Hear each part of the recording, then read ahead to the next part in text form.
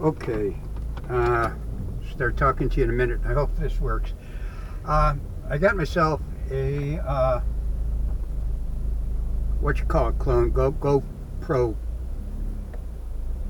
clone, and I'm testing it out here, and also going to use this for if it works. I'm not sure about the volume, and I haven't tested it, but I had to do this errand run this morning, so we're just going to see if it works.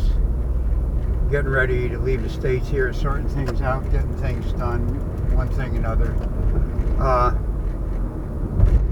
We'll see how it works. Anyhow, I don't do a whole lot of political stuff, as most of you know. I mean, I piss and moan about governments and things like that. But yesterday, I went down to DAV, Disabled American Vets, just to check on a couple things before I did a couple things. And we had the time, the service officer had the time, to sit down and really, take a look at. I mean, they've looked at since the beginning my records and all that, but I've got stuff on appeal right now. And she sat down and was really going through everything, and suddenly we come across another guy's name in my account. Now, because I'm only contesting one thing instead of piles of things like many people are doing, my appeal has been what's called an expedited appeal. Now, expedited doesn't mean, it means it just informs the VA that there's only one point of contention in there and one claim. Well, anyhow, suddenly this guy's records are in there, and suddenly I'm appealing for all sorts of stuff, to include arthritis and this and that and the other thing. And I went, holy, and she went, holy shit. So the service officer's in the process of contacting the regional office. I mean, they're right there where the regional office is, and I assume they have some means of communication with VA itself. But it's totally ridiculous, because what this is saying is, why hasn't VA noticed this? And how did somebody else's records get put in mine? And does this person have access to my account, or do I have access to, what's going on? It's certainly a breach of all forms of security and all forms of everything else.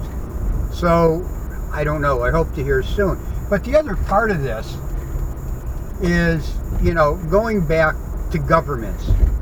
Okay, I mean, there are governments and governments, and, like in Thailand, it's under a dictatorship, and that's the way it is. And people, the level of education in Thailand is, just what it is.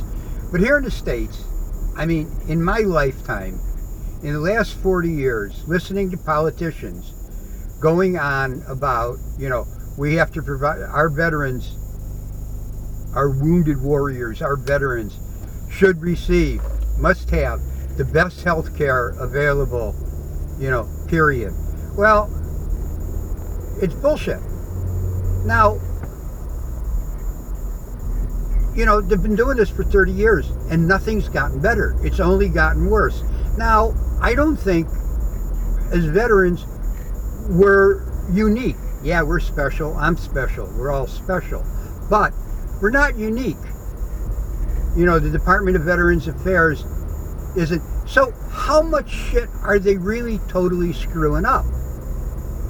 I don't know if, you see places like Sweden and, some of the Scandinavian countries and the government and the, healthcare and everything else is really, first class. So,